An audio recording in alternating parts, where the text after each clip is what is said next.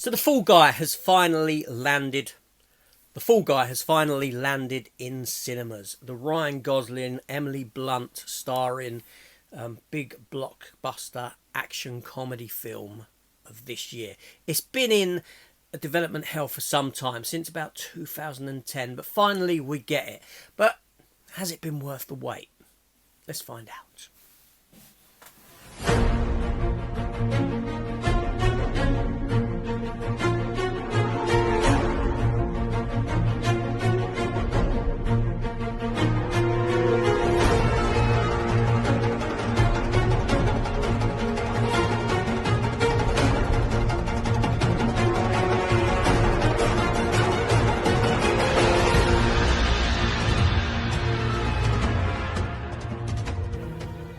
I may jump an open drawbridge or Tarzan from a vine, 'cause I'm the unknown stuntman who makes Eastwood look so fine. Yes, the unknown stuntman. The Fall Guy.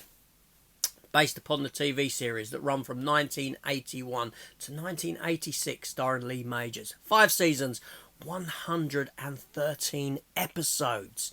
This film here is based upon that TV series, and this film comes at us directed by David Leitch, who has a good pedigree as a director. He has given us things like Hobbs and Shaw, Deadpool 2, Atomic Blonde, Bullet Train.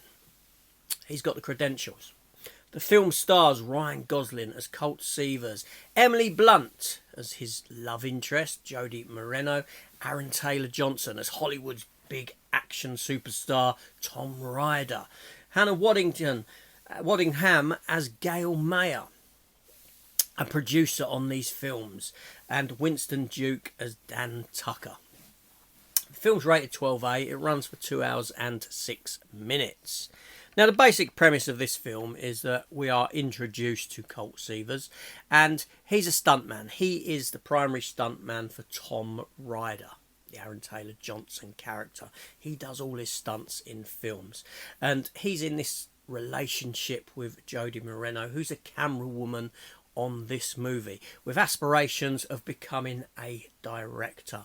Only on the set of this film, something goes wrong. Colt Seavers ends up having an injury, a nasty injury to himself that takes him out of the stuntman business, and he has to start valeting for cars and things like that, parking cars up, parking attendant essentially, until he's reached out by Gail Mayer, the producer, to come back and join in this new film that's actually being directed by Jodie, because some amount of time has passed. He comes and joins the fray, much to the dismay of Jodie, who hasn't heard from him in some time, and the story progresses like that.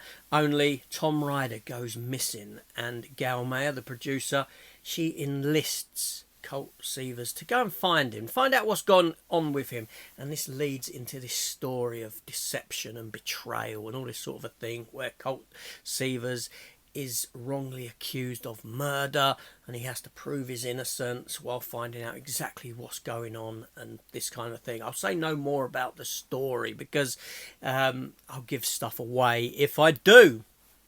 Needless to say, this is an action comedy with a sprinkling of romance between Ryan Gosling and Emily Blunt's character.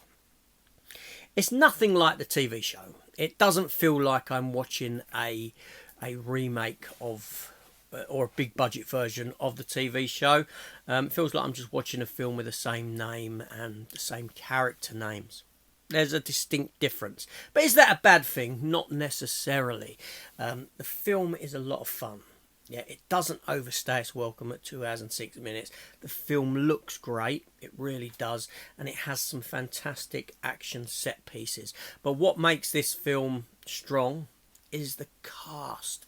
You know, Ryan Gosling and Emily Blunt, they work so well off of each other. They're so dynamic in their interactions. You know, they've got chemistry.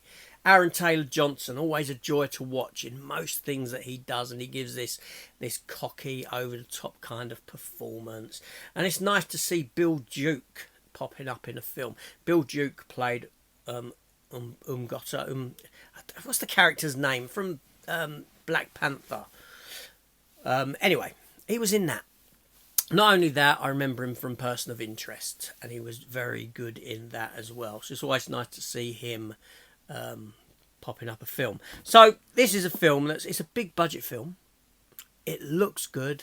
It's directed very well. And to be honest, there's the only negative I've got about this film more than anything is the decisions in the editing room.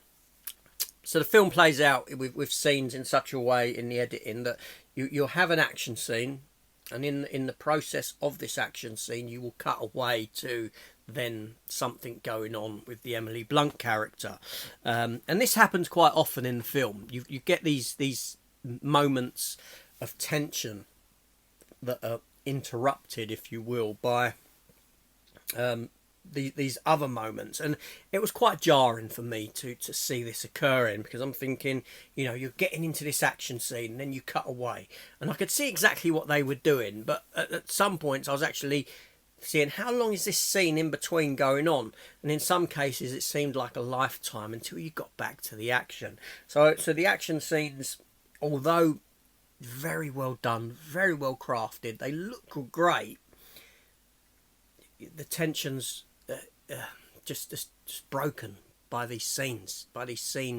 and this is more than once in the film. You have these other tense moments where Ryan Gosling's character's tied up, sat in a chair, and then again you break away to something else happening with the Emily Blunt character. This is obvious decision that's been made in director writing this kind of thing, and it kind of befuddled me, but I really am nitpicking because the film is a lot of fun. You know, Ryan Gosling's great anyway in pretty much anything that he does. So you're presented with a great cast, an enjoyable story, very well directed, but it's just this niggling feeling that it could have been put together a bit differently to make it a bit more tense, that sort of a thing. But for the most part, this is a decent summer blockbuster that hits all the right boxes, to be honest. It hits all the right boxes, and it's a fun summer movie that is very inoffensive. The whole family can enjoy, and yeah, a decent time was had. What can I say? Certainly a film that I will pick up the Steelbook for when it comes out and add it to the collection. Worthwhile, most definitely. Yeah. So let me know your thoughts. Have you seen The Fall Guy yet? If so, let me know down below. Do you have plans of going to see The Fall Guy? Again, let me know down below. Have you pre-ordered the Steelbook without seeing the film? Do you plan on getting it without seeing the film? Another thing that interests me. It does intrigue me. But anyway, so there we go. The Fall Guy. Well directed, well acted, decent set pieces, a lot of fun, if nothing else.